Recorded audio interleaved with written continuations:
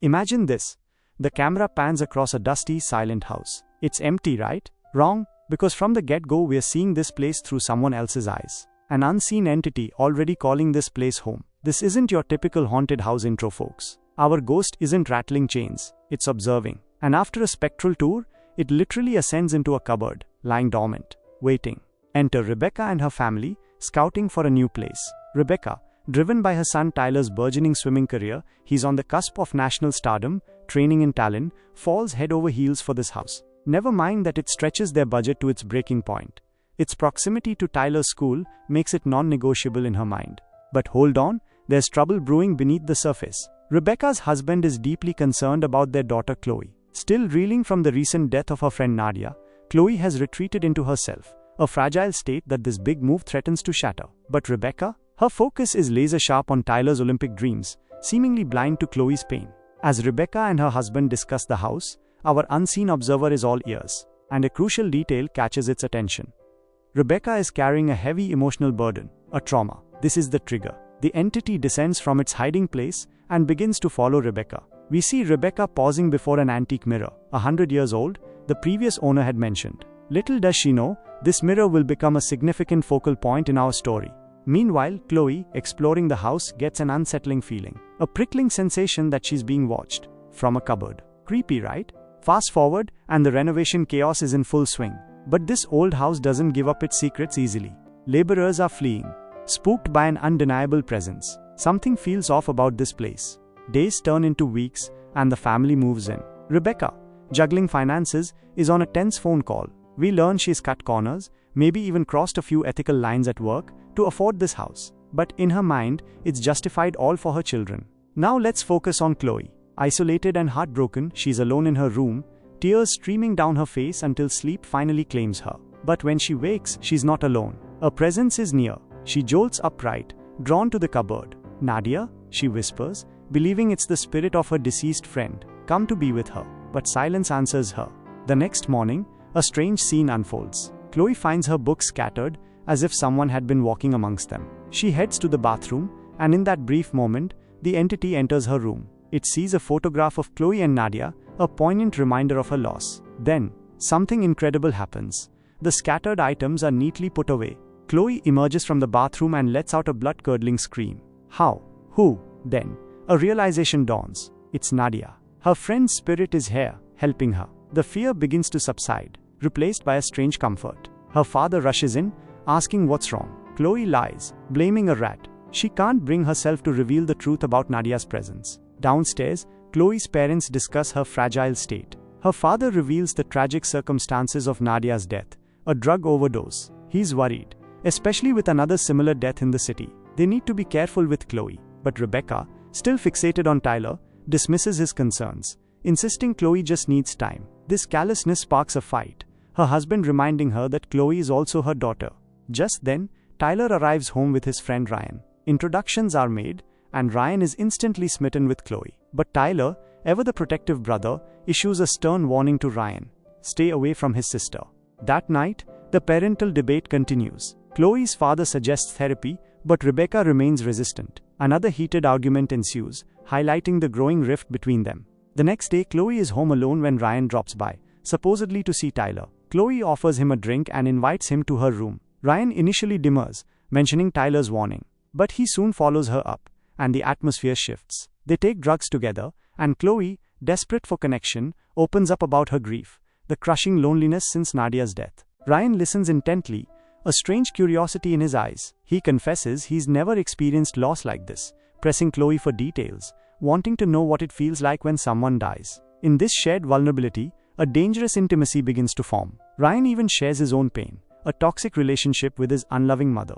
But our unseen entity doesn't like this burgeoning closeness. A violent tremor shakes the room, and the cupboard door bursts open, startling Chloe and Ryan. Ryan dismisses it as a loose hinge, but Chloe feels a cold breeze, a warning. She knows it's Nadia, telling her to stay away from Ryan. Finally, Chloe can't keep it to herself any longer. At the dinner table, she bravely asks her family the question that's been haunting her. Have they felt it? A presence? Something else in the house? Tyler scoffs, convinced grief has tipped her over the edge. Her father is stern, and Rebecca remains dismissive. Chloe breaks down in tears. Even after her father urges him to apologize, Tyler is unsympathetic, and Rebecca sides with him. Later, Tyler brags to his mother about a cruel prank he played, leaking a girl's private photos. His mother's lack of reprimand is unsettling. But the entity? It's enraged. It unleashes its fury on Tyler's room, shattering his trophies, his medals, everything he holds dear. The commotion draws Chloe first, then her parents. The sight of the trashed room terrifies them. They flee the house, and Chloe follows, finally revealing the truth. It's Nadia, her friend, who's staying with her. Don't be afraid, she pleads. But Tyler and Rebecca are shaken, starting to believe the unbelievable. Reluctantly, with Chloe's father's persuasion, they re-enter the house. He immediately calls the previous owner, demanding answers about any prior paranormal activity. The woman claims ignorance, but offers to send her sister-in-law, a psychic, to help. The psychic arrives the next afternoon, instantly sensing the heavy atmosphere, the chilling breeze. She confirms their fears. There is an entity, and it's suffering, much like Chloe. This revelation shocks them. They hadn't told her about Chloe's grief. The psychic explains that Chloe's trauma has made her unusually sensitive, opening a door to the fourth dimension. Through this doorway, spirits can make their presence felt, a realm normally imperceptible to the living. She reveals she experienced something similar after her own trauma, a door she's tried to keep open to help others. Chloe asks the burning question, is it Nadia? The psychic shakes her head. She doesn't know who it is, only that the soul is lost, trapped in the wrong dimension, the wrong timeline, with no way out. Time behaves strangely in the fourth dimension, she explains, past and future blurring, causing confusion for lost souls. The psychic is drawn to the antique mirror, touching its surface. Old mirrors, she says, often act as conduits to the spirit world. She attempts to communicate, writing on the dusty glass. Suddenly a blue light erupts, and she's thrown back by a powerful shock, falling ill and leaving abruptly. Time passes, and the entity's overt activity subsides. Even Chloe's growing closeness with Ryan doesn't trigger a response. In fact, the entity seems to retreat, hiding in the cupboard. One afternoon, as Chloe relaxes after a bath, the entity witnesses something sinister. Ryan is adding drugs to her juice. Desperate to intervene, it shakes the table, spilling the drink. Chloe, her heightened sensitivity dulled by her connection with Ryan, notices nothing amiss. Her mental state has improved, and the door to the fourth dimension is slowly closing. She can no longer easily perceive the spirit world. Later, Chloe and Ryan make plans for a private Friday, knowing Tyler will be home. On that same day, the psychic returns to speak with Rebecca's husband. She reveals a startling new theory.